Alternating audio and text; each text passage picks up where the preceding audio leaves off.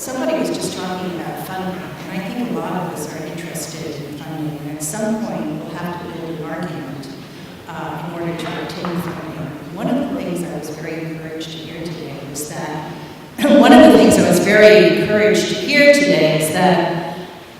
using technology and distance learning hasn't stopped people from entering museums and walls. In fact, in some cases, it's led to them coming back. And it would be really valuable to be able to point to such data. So if anyone knows of articles with such data in it, I think it would be quite useful to share with this group. I certainly would be interested. Well, it's a pleasure to be here. I'm very excited. I feel like I should live my life over based on the ideas, the energy, and things I heard this morning to try again to accomplish some of the things that have led me into art information. And I'm happy to share with you a concept around art information that involves collaboration and community outreach and advancement of the semantic web called linked open data.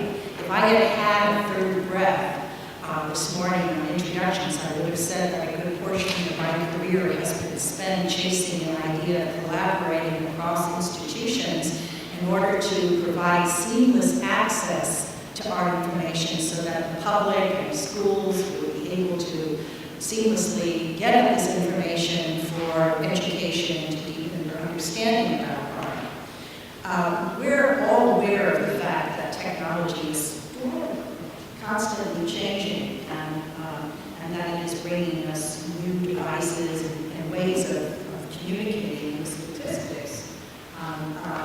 The technological changes are really astonishing.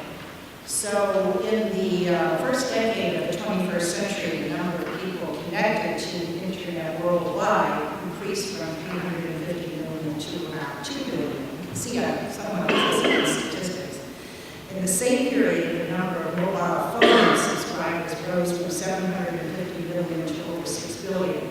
Now, I've spent some of my life at the World Bank in the area of philanthropy, and I've worked with various foundations to help people in developing countries. And it was a big surprise to me that so many taxi drivers in Nairobi, for example, or parts of India have cell phones.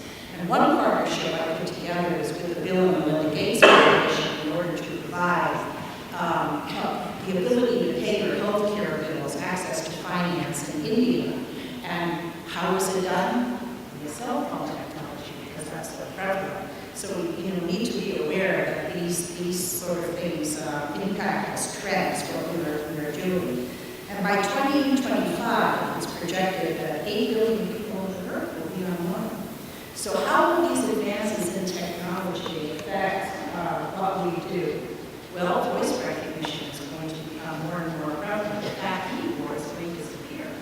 And one of the reasons for this is because you are able to think faster than you can type. And you can therefore, through transcriptions, through voice, you can do transcriptions, or to tell stories, or memos, or emails, or whatever you want. Then you can through the keyboard, and then kinetic or gestural interfaces will become increasingly dominant. And we heard already today, and it's true, that customization is becoming the key, so that the ability to provide more flexible and multiple pathways to learning and education is becoming more dominant. Museums are already benefiting considerably, as we've heard today, from technology in ways that they use social media like Twitter and Facebook to reach out to audiences in new ways and to new audiences. And it's no surprise in a sense, because no matter what our role is in the museum, whether you're the director or you're the web developer or educator, we're all interested in being able to help the public learn about art. And museums provide a array of services to educate and help people enjoy art. Greater accessibility helps to broaden audiences and to understanding and appreciation. So innovations in technology have helped museums provide greater accessibility. What I'm going to talk more about today, as I said, is this advancement in the semantic web called linked open data. How many of you have heard about linked open data?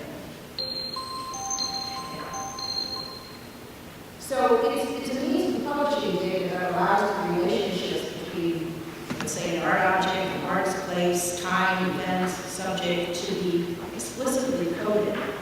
And you don't get the noise, therefore, that you might get in a Google search. So, for example, if you were looking for depictions of Venus, that's a Venus de Milo, and you enter Venus, you're not going to get the tennis player, the planet, but you are going to get references and images to depictions of Aphrodite. It's much, much more explicit. There are 4 key characteristics of Wikipedia data. It works like Wikipedia. Everyone can access and enhance and contribute to information that's in linked open data. It disambiguates your search. So again, what you're searching for is much more relevant, much more explicit. And it connects to all kinds of relevant information, creating a playground for serendipity. It updates that information dynamically. So in essence, Wikipedia data is able to connect data from the web that was not previously connected. We know that for a very long time, information on the web was mostly connected through hyperlinks that create a connection on a document level. Although these connections provide a wealth of context by enabling one to click through to various resources, they are, in a sense, coarse-grained and do not express what type of connection there is between 2 pages, just that there is one.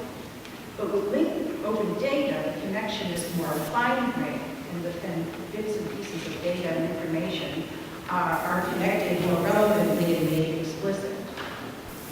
Linked open data resides in a cloud of information. Now, right now, we look at this, and I'd like to see, and it's happening because already around us, as I said, the publishing and commercial industries are moving in this direction. I'd like to see art up there. And that is going to happen at some point soon. So if you can imagine a cloud with all the tools you need for managing your art information are there, like getting vocabularies and other resources that you can connect to. Now, Getty has already announced that it's converting its vocabularies to linked open data, and the Conservation Institute and the museum are moving in that direction. So through these connections in this cloud of information across the universe of knowledge, we have a greater opportunity to obtain new information. And if you think for a moment of this painting by Charles Wilson Peale of Mrs. James Smith and grandson, a student could be greatly aided by linked open data if they were looking at this and doing research. We know the name of the grandson in the painting.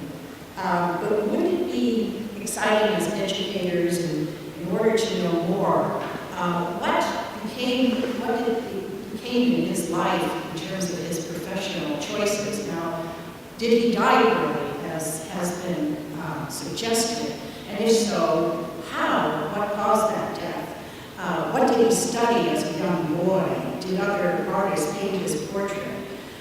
With linked open data, you're open to a window of knowledge where you can explore beyond what has already been written, essentially. So perhaps you can imagine with a mix of political and scientific and cultural information that's embodied in American art, how linked open data can provide new insights, an array of information that can deepen educational experience. But there's much more to its significance and what it can do. Now, today, we know most museums have their own websites, but the ability to search across them is missing. Museums, in a sense, have created isolated space stations. You can reach them, but only then find out what information they contain. We can't really search across them. So, in a way, information about art is locked up in data silos. At best, only individual museums can leverage their own information, but neither they nor the broader public can search across all the art information that has been created across institutional walls. With linked open data, those walls disappeared. And you're able to search across websites. So now comes the exciting part. About a year and a half ago, the director of the Smithsonian's American Art Museum approached me, and like many of you have mentioned today, she said she wanted to reach more young people. She wanted to reach out and establish a collaboration across institutions. And so I introduced her to some of the people at the Information Sciences Institute at the University of Southern California. Now, this is an institution that has worked a lot, ISI, with DARPA and the National Science Foundation, and a very rich background in the development of the World Wide Web. And they have experience with linked open data. So a project began with the Smithsonian's Museum of American Art, where we converted 44,000 of their art records to linked open data.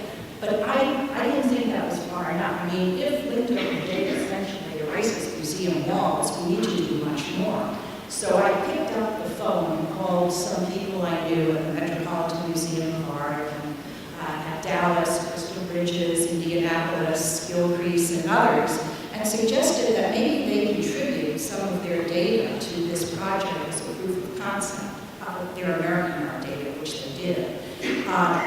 There was no money involved in this. This was just a proof of concept. And so that we could demonstrate how you can link across collections using linked open data. And now we also are using this association, this American Art Collaboratives, it's called, as a way of learning more about linked open data, holding WebExes and things of that sort. So essentially, that was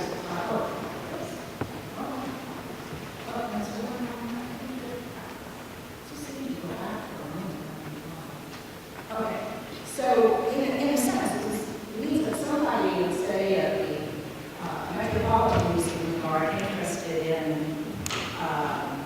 Thomas Hart Benton might see the things there and then find out that Crystal Bridges has Thomas Hart Benton pieces in American art, so it means American Art Museum, and others have it, and your museum has pieces, and can go there and continue to find out all these examples of American art by artist or subject, however it may be. There's no boundaries. And this is, of course, then a platform in the classroom where it's not just one institution, but the teacher can then immediately go to other examples and deepen sort of the educational experience. So linked open data really opens up access. It's also a collaborative medium. So the example we saw yesterday on Angels and Tomboys would have been a great one that would allow, in a Wikipedia-like way, for curators and scholars to collaborate over time, to share information and ideas and things in their collection depicting children. So, in summary, for museums, linked open data is an unparalleled tool that is happening around us for achieving our mission-critical objectives as educators and by generating new ideas and expanding the reach and impact of museum services. While most museums, although we've heard exceptions today, have focused on their own collections or exhibitions, there's a trend now to collaborate across institutions using linked open data to provide virtual museums. The first is the